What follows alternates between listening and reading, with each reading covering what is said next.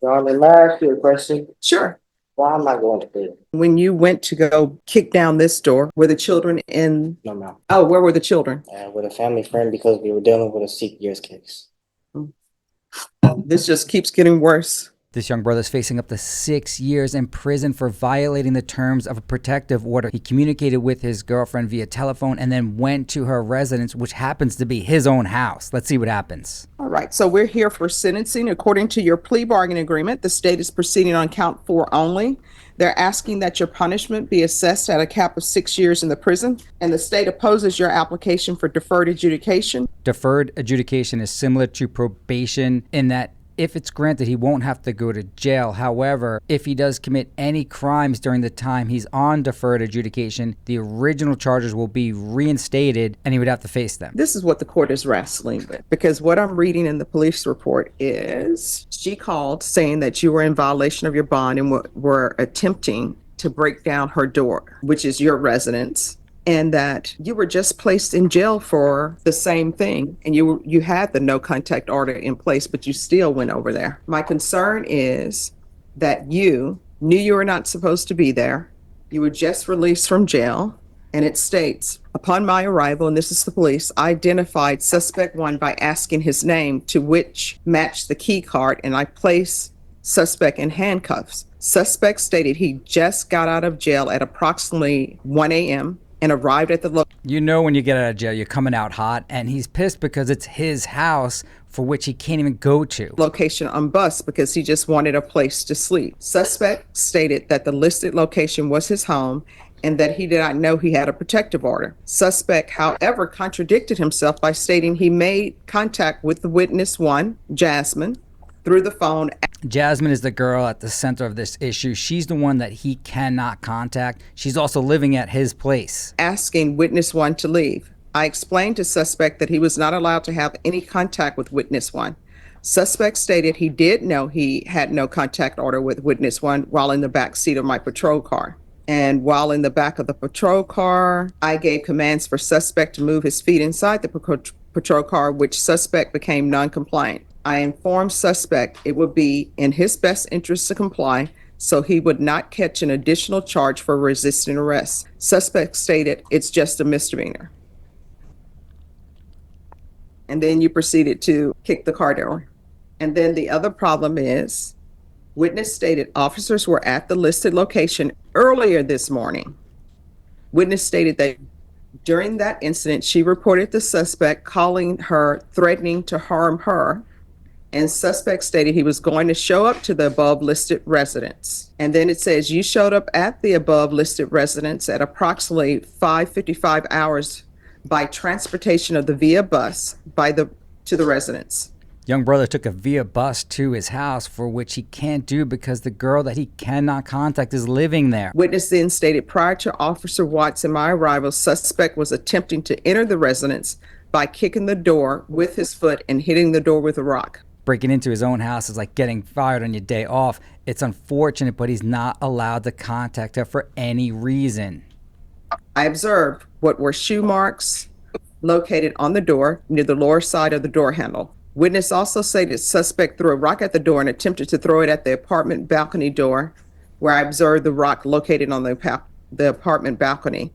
All right, and then it says suspect stated that when he showed up to the residence, he was going to kick witness 2, Christopher Nunn, in the head and stomp on his chest. There was another guy living at his place. It wasn't a boyfriend. It was a relative of Jasmine, his girlfriend. Suspect then made threats to witness 3, Dylan Moore, stating he was going to catch Dylan's another guy living there. He's just a friend of the family. him and beat him up. All right, what would you like to say? I know what the paperwork said, and I understand that was who I am, who I was.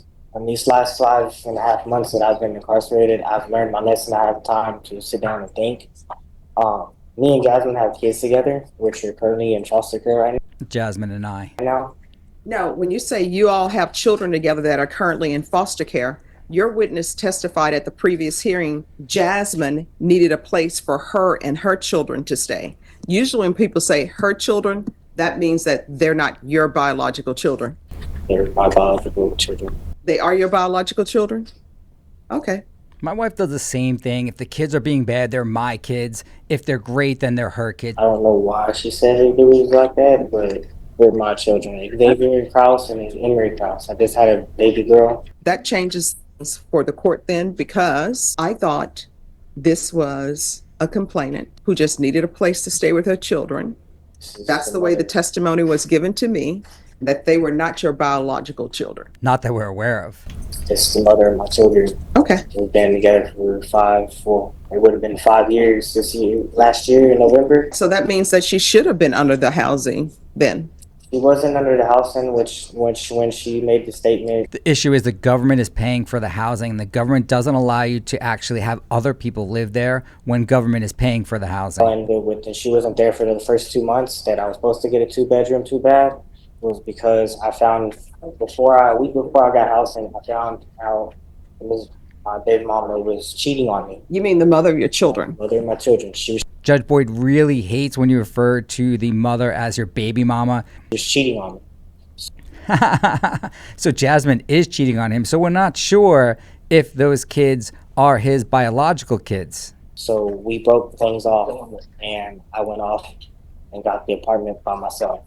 I eventually got over it, and I forgave her within that 1 month and a half. 9 months later, coincidentally, she was pregnant again, but it's definitely his kid. And I had asked her to come back home because she had my kids out in College Station, and the only reason why I allowed her to come back was because I wanted to be with my kids. My kids are everything to me. They're the reason why I'm not in prison as right now. Because, Your Honor, I should be in prison for a lot more worse things. But Oh, really? What? I'm not. And because of my children, they have made me to the person I am today. I would, I would really like the probation because Kids have the opposite effect on me. I would be so much better off without them. They ruin your marriage, your sex life. They take all your money. What is this guy talking about? I really have learned my lesson, Your Honor. I really have. This is a very long 5.5 months that So he's been sitting in the county jail for 5.5 months waiting for this hearing. I've been incarcerated, and I really, really know that I'm not supposed to contact Jasmine, and that won't be an issue. How long were you in custody before you went to the home trying to kick the door in? 8 days. I was still furious because I know for a fact only me and God would know that I didn't do anything to that girl but come home that night from St. Louis from my dad's. So did you threaten her on the phone? No, I did not threaten her. You stipulated to it. I threatened Dylan because I told him that at that time he was going to have to fight with me because he went and asked, because I was allowing him to stay with me, granted that I have housing that none of them are supposed to be there with me, but I'm risking my house to help others, help him. And It's not necessarily smart to admit that you're violating the terms of your government-paid housing to a judge. Sad situation that you And Judge Boyd hates this. are allowing random people to stay in a house and you have young children. It wasn't a random person. It was Mr. Christopher, her brother, his family friend. It was somebody that basically his brother. I never Totally not random. threatened Christopher at all. I actually have him. No, it's as though no one's looking out for the children. You have a 2-bedroom apartment that the taxpayers are helping you secure. Well, a 1-bedroom Sorry, 1 bedroom. apartment that you're having taxpayers help you with.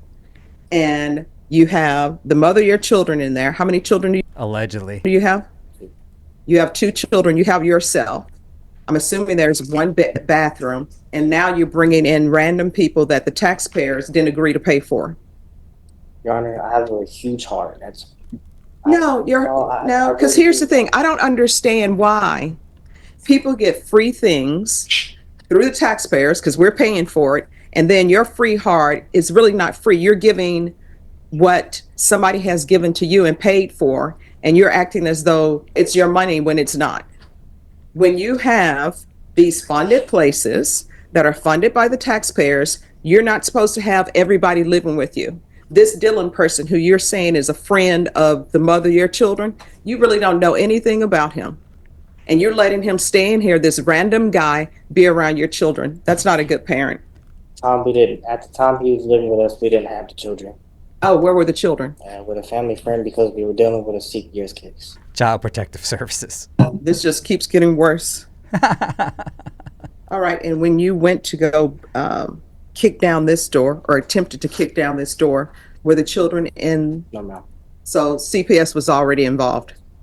This is what the court is going to do. Court is finding you guilty. There's to be no contact with Jasmine, none. Judge Boyd hates when people violate restraining orders, and she also hates repeated family violence. I don't think she's going to grant his request to have any type of probation here. NUNN, and the court will sentence you to 5 years in the prison, give you credit for any time served, and I'll request the therapeutic community. Did you review the document entitled Trial Court Certification of Defendant's Rights to 5 years is rough, and you can see it on his face too. Appeal with your attorney? Did you understand it and did you sign it? Your Honor, may I ask you a question? Sure. Why am I going to prison?